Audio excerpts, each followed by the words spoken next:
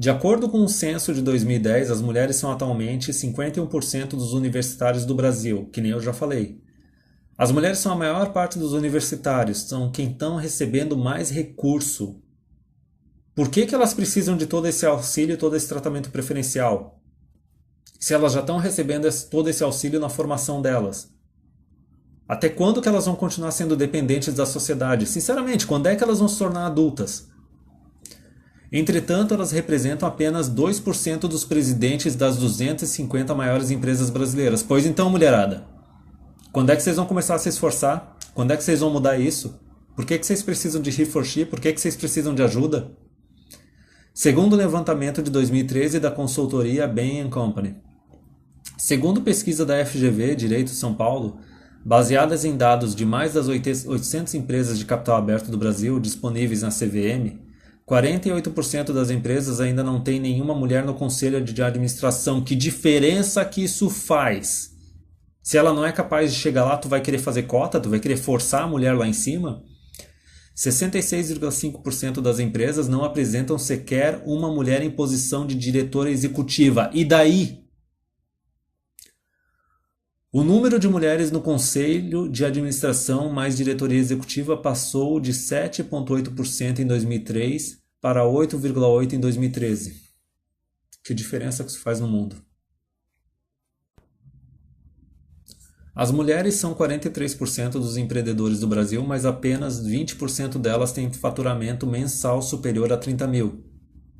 Resumindo, é micro empresário e tem outra coisa, tem que ver as áreas de atuação que elas escolhem para atuar.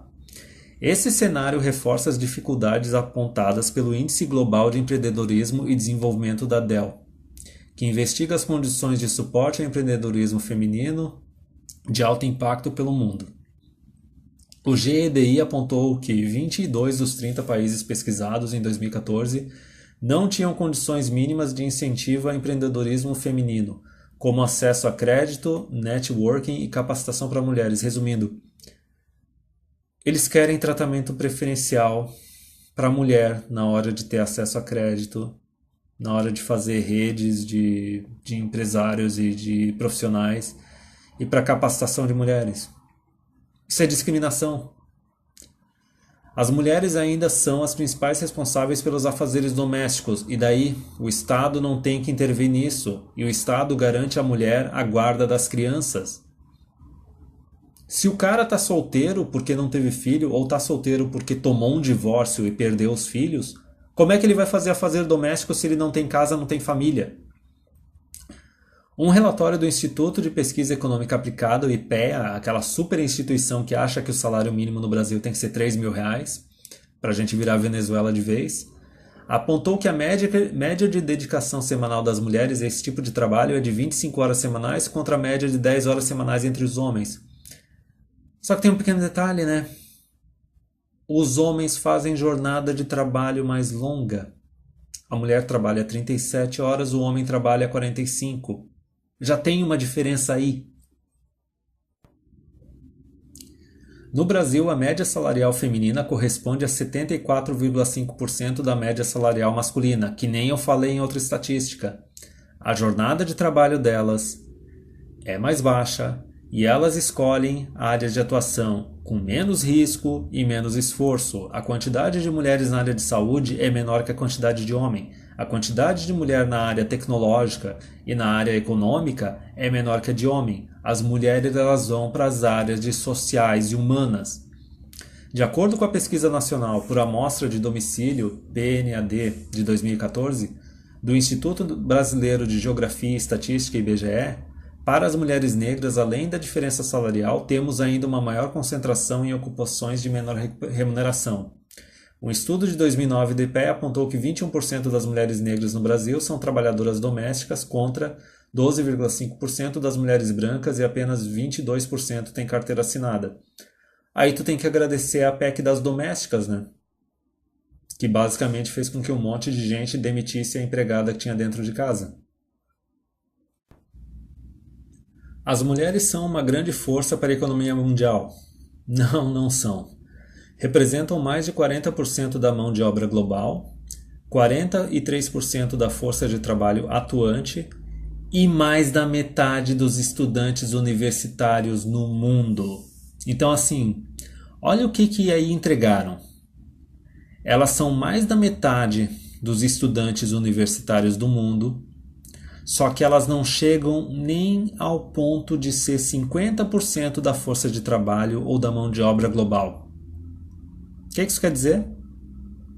Quer dizer que elas são dependentes da sociedade, são dependentes da família, do marido ou do namorado. De acordo com o relatório de 2012 do Banco Mundial. De acordo com o relatório de 2015 do McKinsey Global Institute, resolver a desigualdade de gênero em todas as suas dimensões poderia adicionar 12 trilhões ao PIB global em 2025. Mesma coisa que falaram mais atrás em outra imagem. Equivalente à soma das economias da China, Estados Unidos, Apenas no Brasil essa mudança poderia gerar um PIB de 30% maior em 2025, com até 850 bilhões a mais de circulação. Aí é que está o detalhe. É só oneração. É só custo e burocracia para a empresa.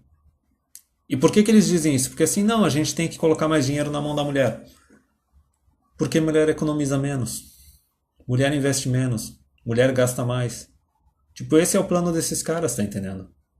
Manter a população toda dependente. E eu não tô falando teoria da conspiração, não, cara. Isso é estatística. Essa desculpa que eles usam é simplesmente porque vai ter mais consumo. Vai ter mais gastança.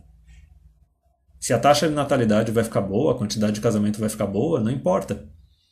Se o tamanho do governo e o gasto público vai crescer, não importa. Se as empresas vão se tornar menos competitivas, também não importa. Agora, eu acho que eu já falei isso, mas assim, o que eu quero passar com isso é que é o seguinte: é discriminação, cara. É discriminação contra homem. É discriminação contra branco, é discriminação contra homem. Eu não sei como é que os caras conseguem colocar isso na cara de pau, assim, abertamente, e não tomar um processo. Eu não sei como é que isso não é crime. Tá entendendo? Só que é o que eu disse, não é uma guerra contra só o casamento e contra só a paternidade. Existe essa guerra também. Isso daí é praticamente uma guerra contra o homem. É uma guerra contra a tua capacidade de conseguir arranjar um emprego e se manter. É uma guerra contra a tua capacidade de ter oportunidades de formação, de educação. Basicamente é o seguinte, se tu é um... Eles querem te tornar um cidadão de segunda categoria, um cidadão de segunda classe, com menos direitos. Se tu é um homem de menos de 40 anos, que ainda está atuando no mercado de trabalho, ou está começando a atuar no mercado de trabalho, ainda na universidade, saindo da universidade, o que eu quero deixar claro nesse vídeo é o seguinte: tu tá sendo travada uma guerra contra ti. Está sendo feita uma discriminação assumida contra ti. E tu não tem que ter a mínima, tu não tem que se sentir nem um pouco obrigado a contribuir com essa sociedade. Sinceramente, tu tem que ser um mercenário e tu tem que cuidar só de si mesmo. Por quê? Aí estão deixando bem claro que não dão a mínima pra ti.